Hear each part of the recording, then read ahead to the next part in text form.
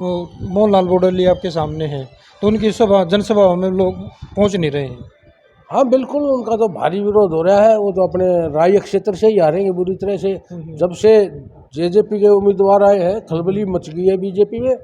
BJP को हरा सकती है तो जेजेपी हरा सकती है, और ये कांग्रेस वालों के तो बस का बात नहीं है। कि कांग्रेस का जो प्रत्याशी है वो बारी है।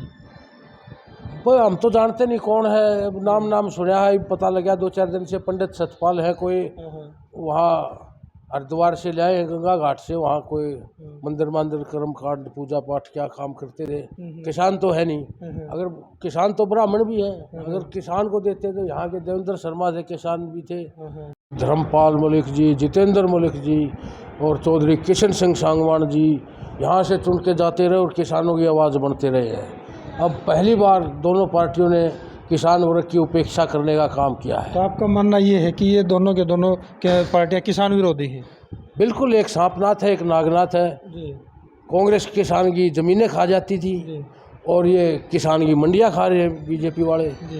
तो दोनों किसान विरोधी हैं। ये चौधरी देवीलाल की विचारधारा की पार्टी ही किसान हित की पार्टी है, किसानों की। चर्चा तो ये भी है कि दुष्यंत चौटाला रोहतक से चुनाव लड़ने से डर गए।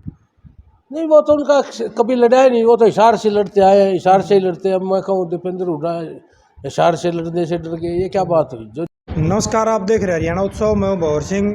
राजनीति की सारी बिसात बीत चुकी हैं। सोनीपत लोकसभा से सभी प्रत्याशी मैदान में आ चुके हैं। जेजेपी पार्टी ने भी अपने प्रत्याशी को भूपेंद्र मलिक के रूप में उतारा है। तो भूपेंद्र जी, आपका हरियाणा उत्सव में बहुत बहुत स्वागत है। जी धन्यवाद, आपके सभी दर्शकों को नमस्कार। जी, तो अभी आपने जैसे स्टार्टिंग है, आज पहला दिन है, तो किस तरह का आपका रणनीति रहेगी?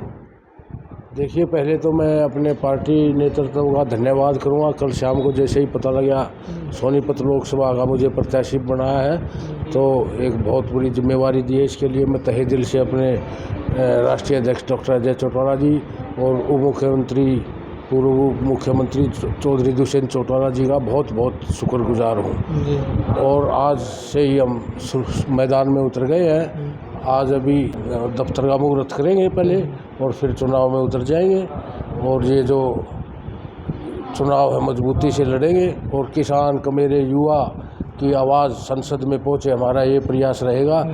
और किसान वर्ग के जो मुद्दे हैं उनको उठाएंगे, और जो हमारे दुष्यंत जी ने किसान हित में काम किए हैं, चौधरी देवीलाल की नीतियों को, दुष्यंत जी ने जो 4.5 साल में प्रत्येक वर्ग के लिए काम किए, जैसे सोनीपत में मारुति का प्लांट लाए, किसानों की फसल इतने अच्छे प्रबंध किए कि 2 घंटे में किसान फसल डाल के घर चला जाता था और 72 घंटे के अंदर अंदर पेमेंट आ जाती थी। आज जो किसान की बेकदरी हो रही है, फसलों का उठान नहीं हो रहा, पेमेंट नहीं मिली, 1 महीना हो गया। तो ये तमाम ऐसे अनेक मुद्दे हैं जो भाजपा सरकार ने आज प्रत्येक वर्ग को परेशानी हो रही है भाजपा से। तो ये सरकार की जो नीतियां हैं, जो जन विरोधी नीतियां हैं, उनको लेकर जनता के बीच में जाएंगे, और जो हमारा भविष्य का, जो प्रत्येक वर्ग की भलाई का जो एक प्रोग्राम है, उसको जनता के बीच में लेकर जाएंगे। तो आपके सामने बीजेपी और कांग्रेस के जो प्रत्याशी हैं वो आए रहे, तो उनके सामने किस तरह की फाइट मान रहे हैं? देखिए, फाइट का मतलब तो यहाँ देखिए, ये एक ऐसा लोकसभा क्षेत्र है, भारतवर्ष के अंदर सबसे ज़्यादा बड़ा किसान वर्ग यहाँ है या बागपत में है। यहाँ से किसान वर्ग के ही सांसद चुन के जाते रहे आज तक। अब पहली बार ऐसा हो रहा है, इन राष्ट्रीय पार्टियों ने किसी भी किसान वर्ग को या टिकट देने के लायक भी नहीं समझा।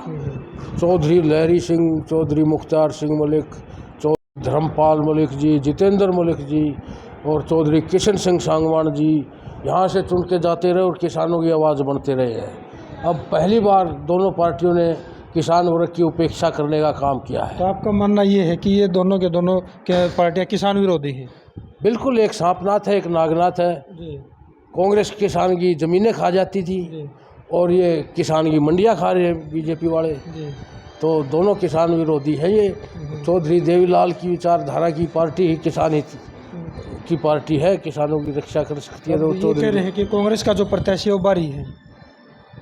भाई हम तो जानते नहीं कौन है, अब नाम सुना है, पता लगा 2-4 दिन से पंडित सतपाल है कोई, वहाँ हरिद्वार से लाए हैं, गंगा घाट से, वहाँ कोई मंदिर कर्म कांड पूजा पाठ क्या काम करते थे। किसान तो है नहीं, अगर किसान तो ब्राह्मण भी है, अगर किसान को देते तो यहाँ के देवेंद्र शर्मा थे, किसान भी थे, बली गांव के, बड़ौदा हल्का के इतने पुराने कांग्रेसी थे जिन्होंने 77 में इंदिरा गांधी को तोड़ लिया था गुवाना में। अगर इन किसान वर्ग में से किसी 36 वर्ग में किसान है, किसान को टिकट देते, किसी भी वर्ग से दे देते। अगर ब्राह्मण को देनी थी तो यहाँ के कुलदीप शर्मा थे, उनको देते। पर इन्होंने तो बीजेपी को फ़ायदा पहुँचाने के लिए डम्मी से डम्मी उम्मीदवार लाए हैं। जिस प्रकार करनाल में नया अनजान को टिकट दे दिया। वो मोहनलाल बोडली आपके सामने हैं, तो उनकी जनसभा में लोग पहुँच नहीं रहे हैं। हाँ बिल्कुल, उनका तो भारी विरोध हो रहा है। वो तो अपने राय क्षेत्र से ही हारेंगे बुरी तरह से। जब से जेजेपी के उम्मीदवार आए हैं, खलबली मच गई है बीजेपी में। बीजेपी को हरा सकती है तो जेजेपी हरा सकती है, और ये कांग्रेस वालों के तो बस का बात नहीं है। चौधरी भूपेंद्र हुड्डा जी ने पीछे चुनाव लड़ा था। ये जो लोग भूपेंद्र हुड्डा जी के खिलाफ थे, ये जो अब ये कैंडिडेट इनके हल्के में ये आए नहीं थे मदद करने, ना इनकी वोट मांगी थी। चर्चा तो ये भी है कि दुष्यंत चौटाला रोहतक से चुनाव लड़ने से डर गए। नहीं, वो तो उनका कभी लड़ा ही नहीं, वो तो हिसार से लड़ते आए हैं, हिसार से ही लड़ते। अब मैं कहूँ दीपेंद्र हुड्डा हिसार से लड़ने से डर गए, ये क्या बात हुई? जो जिसका क्षेत्र है वहीं से लड़ेगा, जो उसकी विधान लोकसभा क्षेत्र है या उसी अपने क्षेत्र से लड़ेंगे। अब मैं सोनीपत से हूँ तो सोनीपत से ही लड़ूंगा, अपने घर से ही लड़ते हैं सब। बीजेपी जितने भी प्रत्याशी हैं उनका सभी का विरोध हो रहा है। हाँ विरोध हो रहा है, भारी विरोध है। अब की बार बीजेपी को धरातल पर लाने का काम करेगी देश की जनता। आपने जो विधानसभा का चुनाव लड़ा था, सेकंड नंबर पर रहे थे, बहुत कम अंतराल से आप रह गए थे, तो इस बार किस तरह से पूरी करेंगे उस कमी को? देखिए, मुझे पूरा भरोसा है किसानों के मुद्दे उठाएंगे और किसानों की आवाज़ संसद में पहुंचे। इसलिए किसान के लिए, युवा के लिए, कमेरे के लिए जो आज जननायक जनता पार्टी पर ही भरोसा कर रही है, हरियाणा किसान युवा कमेरा, तो ये मुद्दा है हमारा तो सबसे बड़ा कि किस तरह से किसान कमेरे युवा की आवाज़ देश की लोकसभा में पहुंचे। तो इस बार भी जैसे किसानों की जो फसल है नमी बता के छोड़ दिया जा रही है। हाँ देख लो ना, जब तक दुष्यंत चौटाला राज में हिस्सेदार थे जब तक इस प्रकार की कोई दिक्कत नहीं। उनके हटते ही किसानों की बेकदरी शुरू कर दी। आज लोग याद कर रहे हैं दुष्यंत चौटाला जी के जो प्रबंध थे मंडियों में फसल बिकवाने के, और जो इतना बड़ा काम किया, सीधा उनके खाते में पैसा गया, तो ये बहुत बड़ा काम था।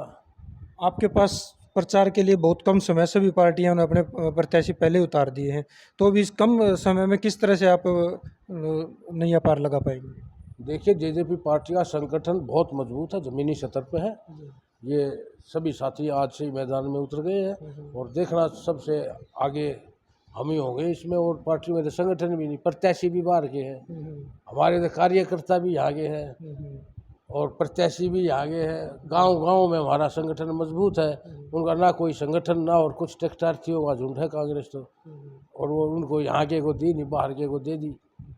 तो ये हमारा कोई दिक्कत नहीं, हम तो 24 घंटे में तैयार रहते हैं।